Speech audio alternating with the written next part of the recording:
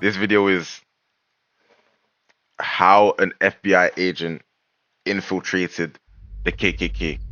If there's 41 any minutes snitches in the group, of fuckery. we kill the snitches and they fire shots out of a gun. Boom, boom, and everybody's kind of getting scared. April 21, 2017. A group of men stand in a remote field in the middle of Alabama. It was nighttime, and I am blindfolded. I've been instructed to place my right hand on the right shoulder of the person in front of me in line because that signifies brotherhood. The Brotherhood is the Ku Klux Klan, the United States' oldest, most notorious white supremacist hate group. This is one of their ceremonies. What they don't know, one of them is an FBI undercover agent, and he's no lightweight, 6'4", 260 pounds, covered in tattoos. His nickname, Hillbilly Donnie Brasco.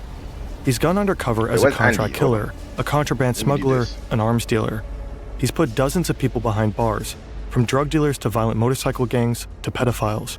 He's befriended and brought down biker gangs and neo-Nazis, people who are planning kidnappings, murders, and the overall downfall of society. My VIP. And when he was saying we're going on a camping trip, what he was saying is we're going to kill somebody. And everybody's screaming, death to your, F your Jewish God, death to America. Whoa, whoa, whoa. What the flip? And then somebody says, if there's any snitches in the group, we kill the snitches and they fire shots out of a gun. Boom, boom. We drove all the way over to his ranch in Tennessee, and he told us everything. This is the story of Scott Payne, the redneck turned FBI agent who infiltrated America's underbelly.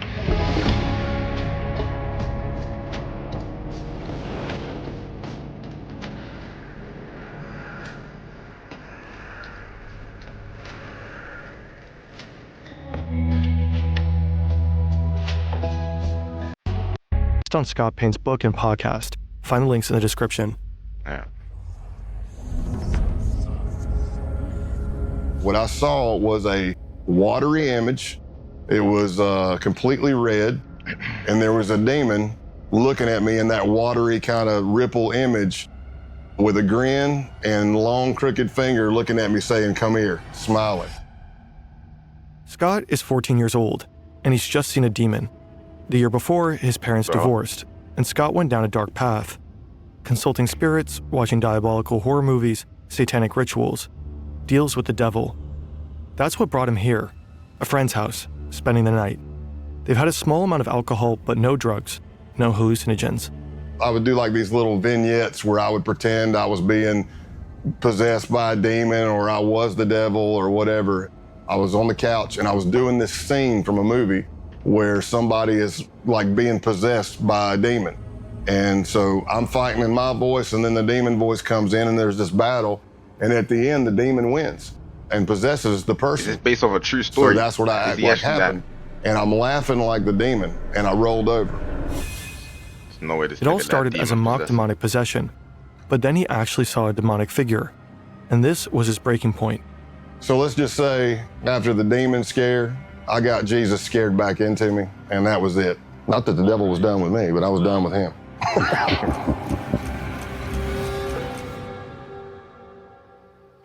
Halloween night 2019. This is Scott on his final major undercover mission. And this is a goat. It was stolen and is now at the center of a pagan ritual. It's been nearly 35 years since Scott's first encounter with the devil, but on this night the devil is all around him. And he's definitely not done with Scott. Now we're all in a circle around the goat. Somehow I ended up at the back of it. I don't know how. It's bad luck on my part, I guess, but I'm holding the legs of the goat. He's got this blade and he's bringing it up and bringing it down in a practice swing, practice swing, practice swing. And finally somebody says, just do it. Eisen comes down with every bit of force he's got and hits the back strap of the goat. And I don't even know if it broke a hair. I don't know if it's because the back strap's too thick, the blade was too dull, but he hit it and all you heard the goat was just go bah. And I'm like, oh man, this is gonna get bloody and bad real fast. The man swings again. Again. Nothing. Finally, the blade is replaced with a gun. I said, whoa, whoa, whoa. And he's like, what? I'm like, man, look at what you're shooting at. We're all in a circle around this thing. And then he looks, puts a round right in the head of the goat, and it hits the ground. Fuck. Eesh. So you think you're done. No, you're not done. Now they slice the throat of the goat and they fill up a cup full of blood. One of them pulls out a sheet of LSD. He approaches each man one by one. Basically, they would take the hit of acid under their tongue, chase it with the blood of the goat to signify the sacrifice or solidify the sacrifice. Scott is one of the few who decline. So when it gets around to me at the end, I'm looking at the blood and it's already coagulated. It's all chunky and clotty, and I'm looking at it going, man, I really don't want to turn this up and drink it. I mean, this is disgusting. So I dipped my fingers deep into the blood, pulled them out, and then sucked all the blood off my fingers. This is not the Ku Klux Klan. This group is younger, better equipped, and preparing for a bloodbath. And not only animal blood, but the blood of any human who isn't one of them. Jewish and Black Americans, and anyone they consider traitors to the white race. They're by far the most dangerous group Scott will ever infiltrate. Unfortunately for these tripping blood-drinking white supremacists, Scott Payne has other plans. It's exactly the kind of thing he spent the last 17 years working to prevent.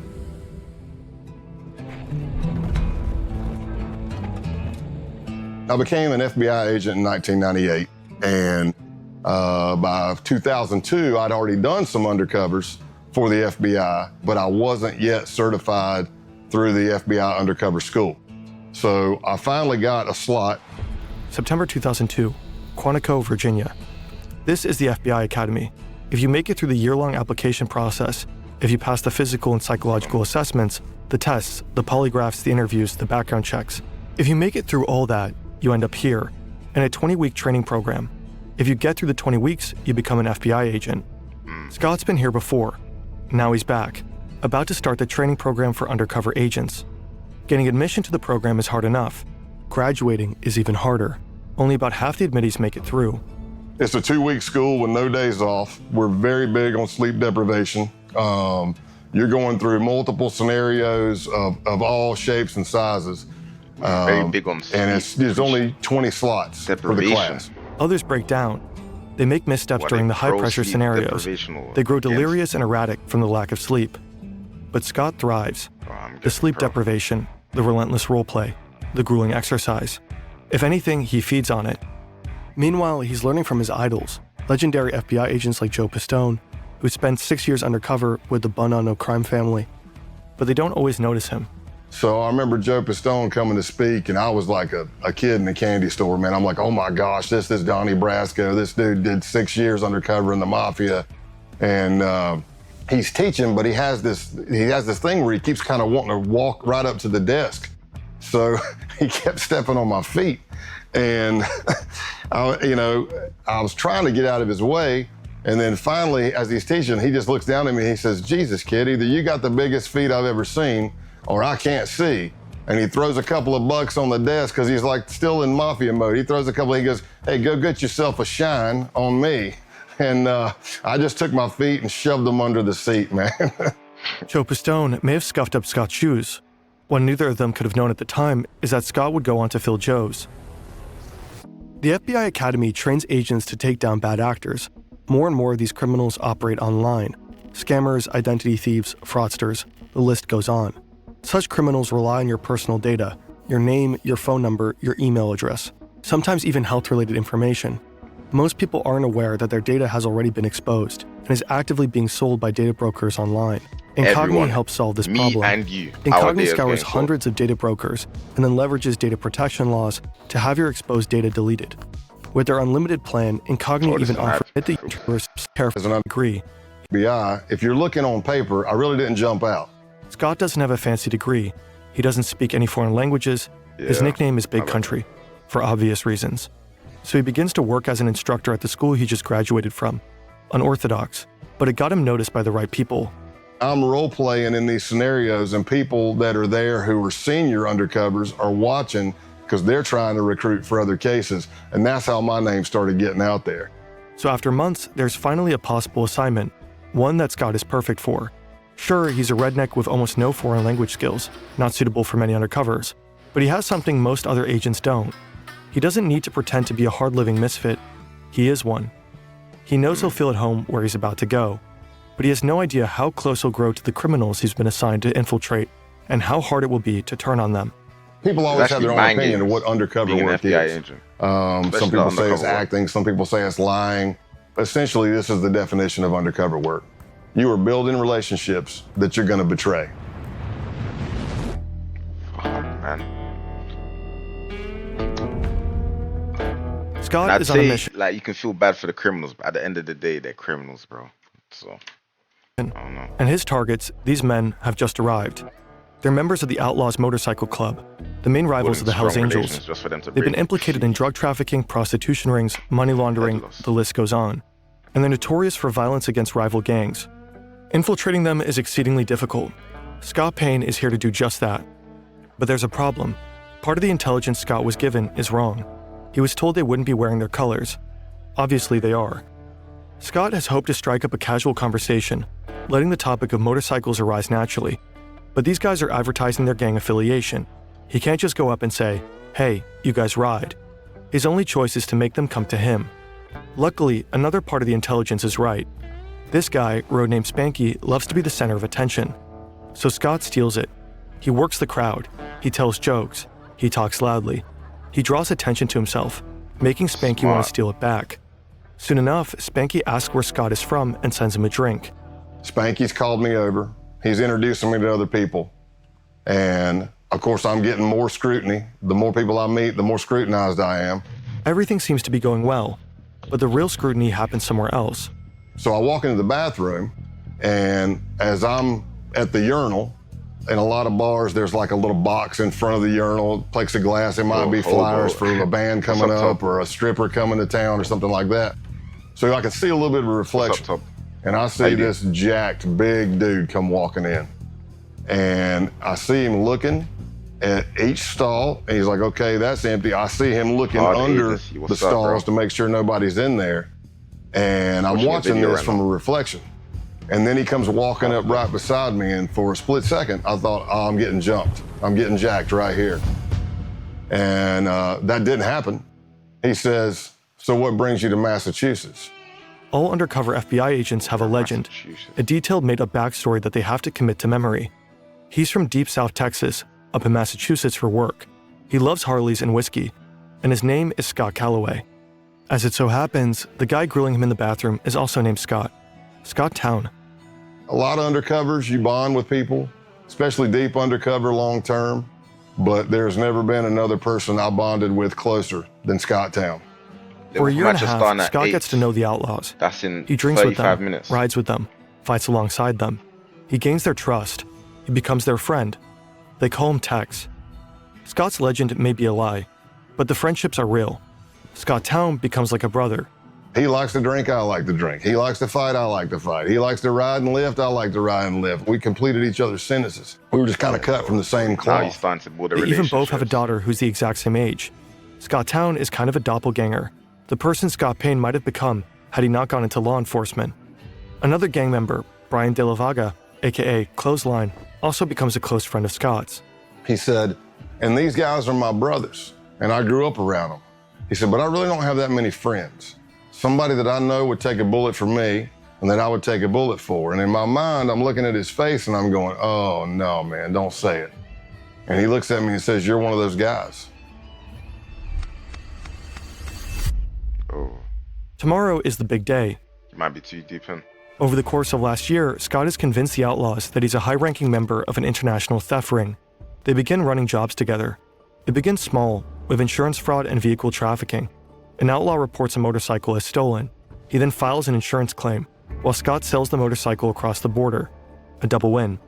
Money from the insurance company, money from the sale. They do this again and again, with motorcycles and other vehicles. But tomorrow's job is different. Some of the outlaws will be serving as security during a major drug deal, a gig arranged by Scott himself. He's revealed that he has connections with a Mexican drug cartel. No surprise, considering his line of work and his proximity to the Mexican border. The stakes are high. If they get caught, they'll be looking at serious jail time. And if something goes wrong during the deal, the bullets will start flying. Yeah. So when Scott is told to meet the outlaws at their clubhouse, he's not surprised. They probably want to go over the plan one last time. Scott arrives. The place is familiar. He's been here countless times. He knows what's behind every door in the building, except one. Hi, Steve. Clothesline leads him to that very door. Now he realizes that something is wrong. Scott is told to strip. They need to check him for a wire. Because of the stress of this happening, I forget my middle name. Doing great. I'm having an adrenaline dump. And for anybody who's ever had it, it can be any traumatic experience, but I'm having auditory exclusion. So what I hear sounds like I'm underwater. It's going whoosh, whoosh. So it's slow. I need you to take all your clothes off. It's slowing down. What? I'm getting time dilation in my eyes. What? Everything I see is in string grabs. Click, click, click. I can feel my heart beating through my entire body. My hamstrings get rubbery. Now, Pause, bro. Clothesline has instructed me to take all my clothes off. Here's what I'll tell you. Yeah. If I'm not wired, it's just an embarrassing moment. I'm naked in a small crawl space with two guys with pistols. Problem is, I'm wired to the hilt. But they don't find anything. Scott's recording equipment is not taped to his chest, but in his clothing. So my adrenaline starts settling, and I'm starting to come back to normal, and I think I'm done. And I get my pants back up. I don't know if I have my boots on yet or not. And then Clothesline grabs a piece of clothing that I was wearing. And that piece of clothing has a recording device in it. And I'm watching him, and he starts grabbing the clothing, and he's going through it nice and slow with his fingers. And I don't realize I do it, but there's an audible sigh. You can hear me go, because I don't even know. I don't even know I'm doing it. And he looks right at it just watching and a couple misses it. videos. And I live to fight another day. I live to fight another day. You would have died right there and then if you checked it. Two moving She trucks enter did the a bad parking job lot of checking the it. Brockton Holiday Inn. One is filled with drugs. The other is filled with money. A Mexican drug cartel is selling 40 kilograms of cocaine and 1,000 pounds of marijuana to Canadian buyers. The Mexicans aren't taking any risks. They've arranged an American security detail, the Outlaws. Surveillance at every entrance. 4 men in the parking lot there to provide protection, unload the drugs, and count the money. Everyone is armed and antsy. One false move and all hell could break loose. The deal is wrapped up quickly. The transfer is complete. All the money's there. The Outlaws are particularly relieved. They may be tough, but this is their first time working with a cartel. Now they'll get paid $15,000 for their services. Scott counts out the cash. He did it. He successfully tricked them. The cartel? Well, he finessed FBI agents. The Canadians? Also FBI agents. I'm doing amazing. 8 months later, a hotel in Nevada. Scott's been laying low, coordinating his undercovers from afar. His outlaw friends think he's going through a divorce. In reality, he's been diagnosed as overassigned after experiencing a severe stress-related panic attack. He's been ordered to take a 6-month timeout. He's been teaching during this time. His current class, ironically enough, is called Undercover Stressors. All the students have gone to bed, but Scott's only just returned to his hotel room. See, it's mind games. That's what I'm saying, bro. The workload was too much to the point where he's got to take 6 months. It's early 4 or 5 a.m. The drug deal back in November gave the FBI all the evidence necessary to arrest and imprison multiple outlaw members, but the operation has continued. Until today, the day of the takedown. Scott doesn't think he'll hear from any of them again, but then his phone rings. Yeah. It's Scott Town, and he's concerned. He's heard some arrests were made, and he wanted his friend to know about it. He says he's going to take a shower and gather more information. He'll report back. And the last words we spoke to each other were, he said, "I love you, brother." And I said, "I love you too." And that was the last words I spoke to him. And probably about 45 minutes after that, a SWAT team hit his house and he went to jail. In the end, 15 outlaws were arrested as a result of Operation Roadkill. One of them was sentenced to 21 years in prison. Clothesline got 12 and a half years. Scott Town, 7. The outlaws never saw their friend Scott Calloway again.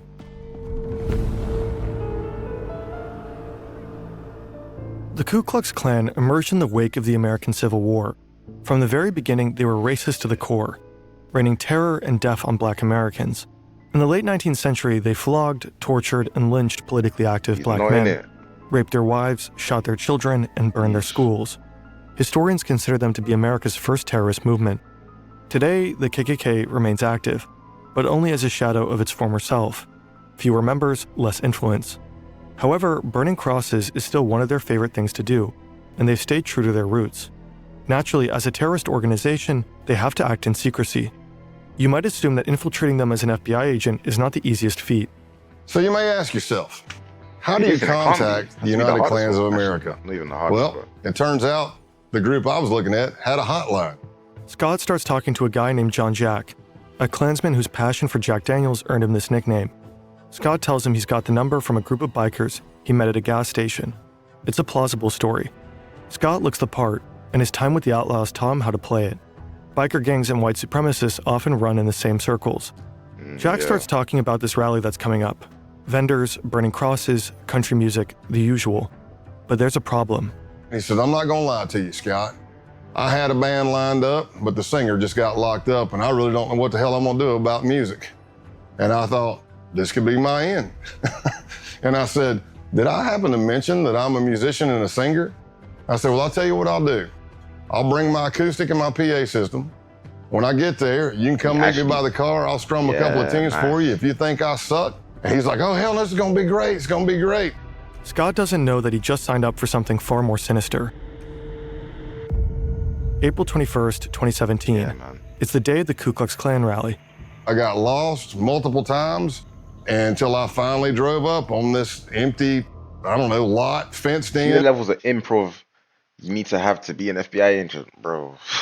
In the middle of nowhere, but it wasn't hard to spot because the Nighthawks, which would be the Klan members in all black, who were the security force, are all standing at the gate with guns. And a lot of these people were felons. Scott's ready for an interesting time. He's been to plenty of biker gatherings, and perhaps this will be similar. During his mission, Scott will be taught the KKK's constitution and bylaws, studying the Black Klansman Handbook, which he'll learn to refer to as the Kloran. He'll become familiar with the original mystic insignia of the Klansmen. He'll learn this all in class with a K, so that he can pass the K-Uno test, a prerequisite to getting fitted for a robe. K-Uno stands for character, honor, duty.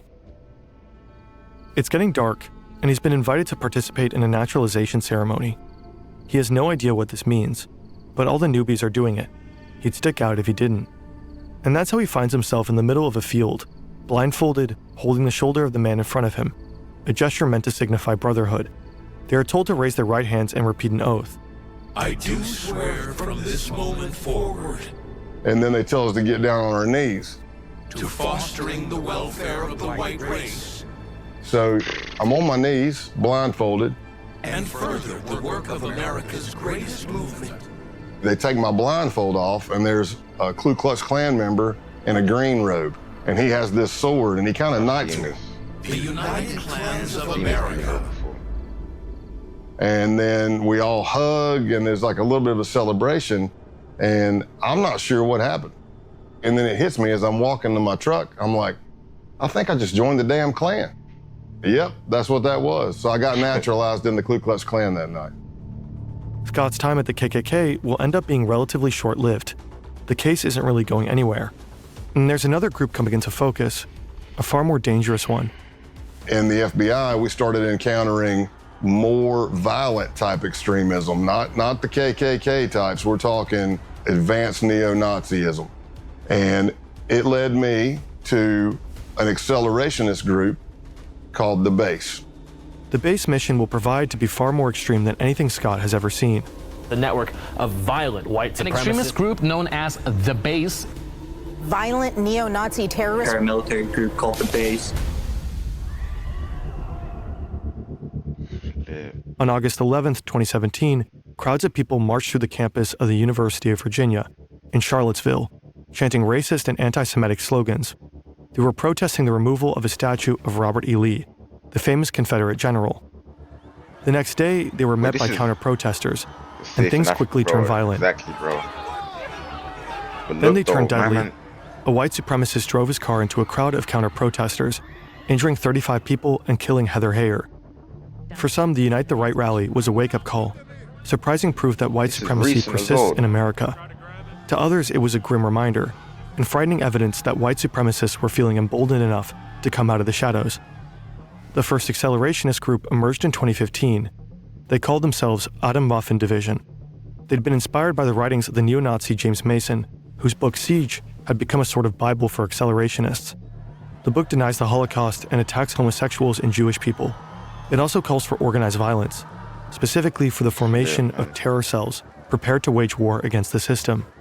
Initially regarded as fringe or even cringe, accelerationism steadily gained traction.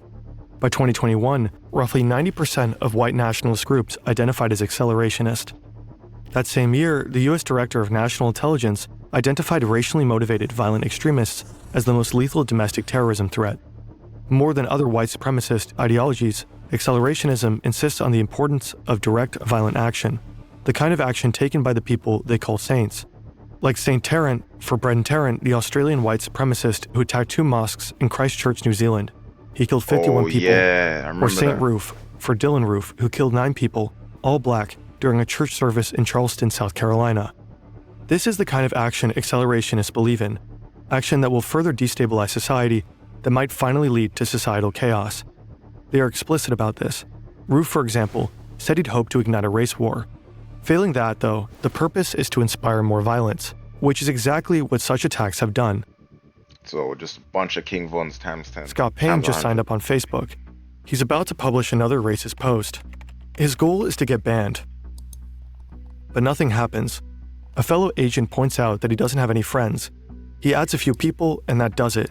He's promptly kicked off. Okay, well done. Okay. Next up is Gab, a social networking site well known for its tolerant stance towards far-right users. He participates in forums with names like Whites Only. This will further elevate his credentials. On July 15, 2019, he writes an email. I've been seeing your stuff and I'm definitely interested. Survival and self-defense. I like it. The next day, a ping. Thanks for contacting the base. You can learn more about us on our official Gab account at the base.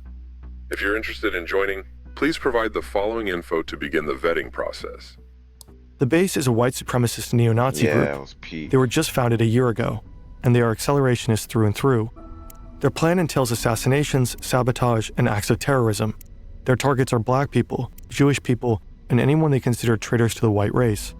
They want to do guerrilla warfare tactics, so it's murdering people and disappearing. It's poisoning a water system, taking down a power grid, derailing the train, anything that causes chaos. The idea is that after the collapse, the group's cells scattered across the world will form white ethno-states led by white supremacists. This event, total societal collapse, has a special name, the Boogaloo. Total societal collapse. Like it's one in like Russia area, one in just Eastern Europe, and one in America. Has a special name, the Boogaloo. Now, Scott is trying to join them. They ask for his name, of course, White Warrior 88, and his age, 44. Scott Payne is actually 48, but he knows most base members are between 18 and 25. He wants to seem as young as possible. Sex, race, location, military experience, fitness level, special training, and organization affiliations. Here, his past undercover experiences pay off. He mentions the Klan and biker gangs. So here I am, approximately for a week or more, I'm emailing back and forth to somebody with a Proton email account. And they're asking me all kinds of questions about my ethnicity, what I can bring to the table, what is my history. And I laid out a story that I was a old biker, shocker, and a former skinhead from South Carolina. As Scott would find out later, the owner of that email account was none other than the founder of the base himself. Online, he's known as Norman Spear and Roman Wolf. He's been on the public's radar since 2018, but his true identity is unknown. That is, unless you're in the FBI. Ronaldo Nazaro is 45, American, born in New Jersey. He'd worked as a contractor in Iraq for the Department of Justice. Now he's in Russia, but it's 2019. You can organize neo-Nazis into a network of accelerationist insurgents from just about anywhere. The email exchange continues for less than a week. Then, Scott is invited for a phone interview. It's supposed to take 30 minutes, but ends up lasting an hour. Now, both Scott and the base have a 24-hour grace period. After that, Scott will need to make the decision. Does he truly want to join? I passed the test, and they bring me in. And they asked me, hey, where are you located? And I said, in East Tennessee. And they said the closest cell to you is in North Georgia. That's where Scott will have to pass one final test, an in-person vetting session. No, that's actually Georgia. August 2, 2019, Rome, Georgia. To Scott, the men look more like boys. He knows that one of them is the leader of the base's roam cell, but that's it. They tell him to step out of his truck. Scott isn't wearing a wire. He knows they'll check. But hidden in his truck is a tracking device, put there by his case team. As long as Scott is near his truck, his team will be able to find him.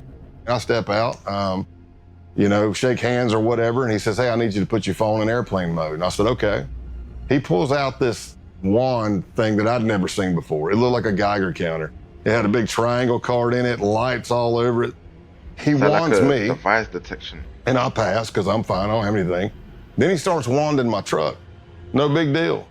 Until he starts going to the back driver's side of my truck, which is where the case team placed my tracker. That thing he's holding in his hand starts going crazy. The closer he gets to the back of the truck, it starts beeping, beeping, beeping, beeping, beeping, beeping. I see colors going on it. I'm like, oh no, man, it's picking up the tracker. Scott braces for a fight. He's alone. His team knows where he is, but they have no idea something is wrong. But he gets lucky. The other guy wonders if the device is picking up the power lines. And he walks over and it goes crazy. And he's like, damn it, yeah, or whatever he says. Yeah, it's the power lines. Hey, follow us to another location. Again. Scott has to act fast. He has to get the tracker deactivated. And I'm calling the case team and I'm like, hey, you need to shut that tracker off. And at first they're like, well, we can't shut it off. And I'm like, you have to shut it off. And they're like, well, if we shut it off, we're not sure. What if we can't get it back on and we lose you? I said, here's what I'm telling you. Whatever they have is picking up the tracker. If you don't shut it off, this is going to be a very fast undercover because it's going to be over as soon as we get to where we're going. They arrive at an abandoned concrete plant. And I'm thinking to myself, oh, this is great.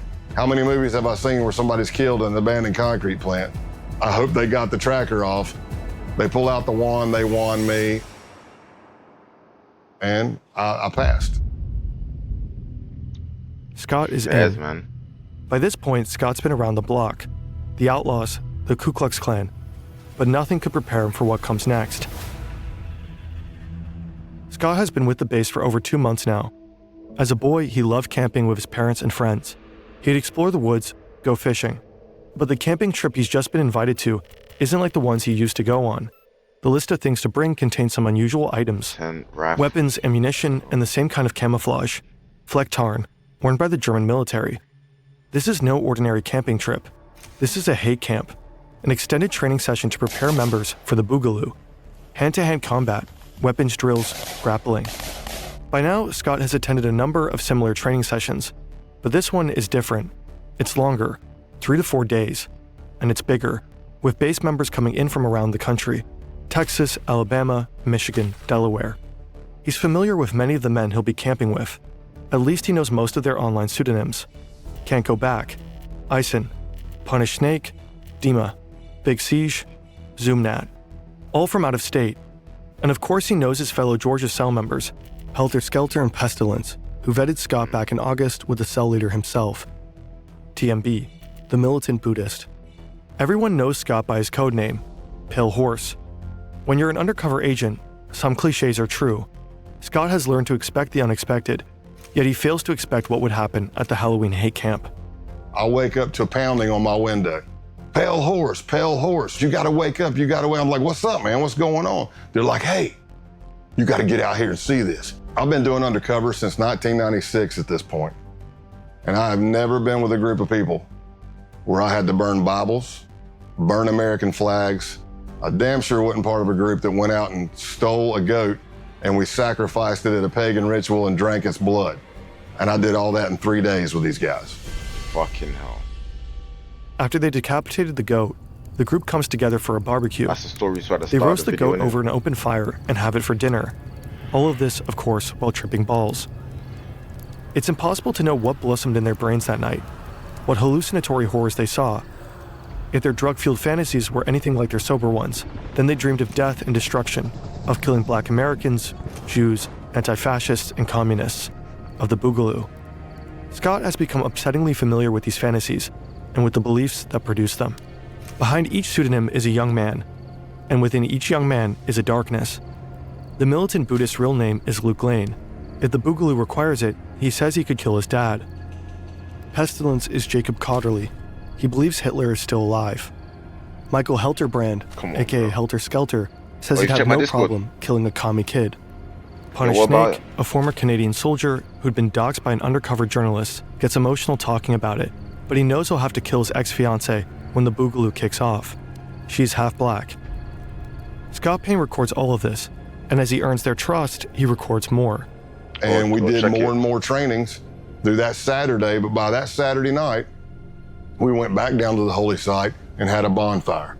And that's where the American flags were burned. That's where holy Bibles were set on fire. And everybody's screaming, death to your, F your Jewish God, death to America. And when that training camp ended, that's when I advanced even more in them trusting me. And that's when TMB and Pestilence started bringing me in on murder plots that they had.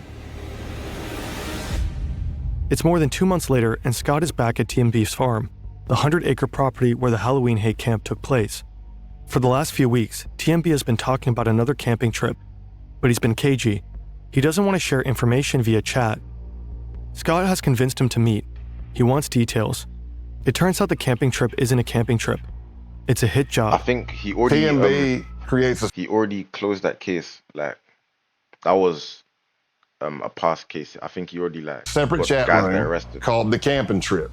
And when he was saying we're going on a camping trip, what he was saying is we're going to kill somebody. Their target is an active Antifa couple in the Georgia area. It was going to be me, TMB, Pestilence, and Helter Skelter. And we were all going to make entry into the house. TMB wanted me to go with him to kill everybody, while Helter Skelter would be covering out the window to make sure no cops were coming and stuff like that, or help. And then Pestilence was going to set the house on fire. But in the planning of everything, at one point, Helter Skelter says, hey, if you don't mind, I'd like to pop my cherry on this one. That confused me because it means something completely different to me. And I'm like, what do you mean? And he said, I would like to actually put a bullet in somebody's head as well. Oh. Okay. After casing the house, they begin the next phase of the murder plot, planning. It was pretty extensive. Like, you go to a camping site, we leave everything digital, everything phones, everything there. We go scrub ourselves at a pay-by-the-hour motel. We tape our pants to our shoes, our gloves to our shirts, Vaseline on eyebrows and facial hair. See, this is all to avoid leaving DNA for law enforcement. At one point, TMB had done research, and he said that he read that the first time somebody kills somebody, they lose control of their bowels. So he was suggesting that we all wear adult diapers. I didn't tell him that I'd killed somebody before, but I told him I think I'm okay. I don't need any diapers. I was just as shocked when I got brought in on this murder plot as most people were. But while this is going on, the Baltimore cell, which is Can't Go Back and Eisen and Punish Snake, are planning to go to this Second Amendment gun rights rally in Virginia that they thought was going to be the kickoff of the Boogaloo and the D-Day, the race war. Their idea was they knew you're going to have a bunch of Second Amendment people there, militias, 3%ers. You're going to have cops, you're going to have protesters. What if you pop a couple of rounds into that crowd, nobody know who's shooting at who, and everybody starts shooting each other? That could be the set-off. Scott and his team know they have to stop him, and there's no time to lose. The pro-firearms rally is on January 20th, 2020, just a few months away. They jump into action. The next weeks are a flurry of activity, meeting, coordinating, and planning. Finally, the day of the bust arrives. It's a Wednesday, and I'm in Rome, Georgia. I pick up Luke, who's TMB, to go to lunch, and we pull out. I was getting a bit shook. I was going to be like, no way he goes with this to build trust. Surely they get him, like they shut this down.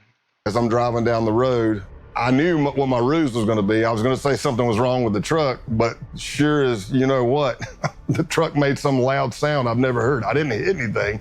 Something just went, and I was like, did you hear that? He's like, yeah, and I go, man, if my brake calipers are frozen again, I'm going to be, because that did happen.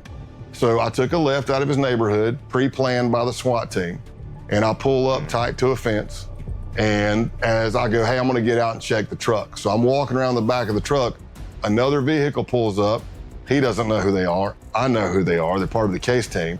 And the guy says, hey, man, you need any help with that? And I look up and I'm like, oh my gosh, I can't believe it's you. What are you doing in Rome, Georgia? He goes, what are you doing here? I'm like, man, I haven't seen you. And as I'm doing that, there's the distraction. Here comes a Bearcat with a SWAT team over the hill, barreling down the hill. But Luke's looking at me, not at the car coming. And when that thing's coming, I jump in the back of the agent's truck and I'm like, go, go, go. And you could hear the SWAT team giving commands. And luckily, the arrest went down without an incident. The next morning, SWAT teams arrested Eisen, Can't Go Back, and Punish Snake. Essentially, we kind of tore down the base. Luke Lane, aka TMB, was sentenced to 6 years in prison. Only Jacob 6? Cotterly, Pestilence, got 13. William Bilbro, Eisen, 5. Patrick Matthews, Punish Snake, and Brian Lemley, Can't Go Back, 9 years. According to a recent Guardian article, the base is enjoying a resurgence. Its founder, Ronaldo Nazzaro, continues to live in St. Petersburg. Scott retired in June 2021. At his retirement ceremony, attended by friends, family, colleagues, and top FBI brass, June 30th was named Scott Payne Day. Most of these should get live though. Like, imagine if it went smoothly. You get what I'm saying? They would, bro. Hey, bro. All I'm gonna say is they should get more years, because you know some of the, you know how they talked about the shootings in the mosque and that. Did they even get live? I don't think they got live.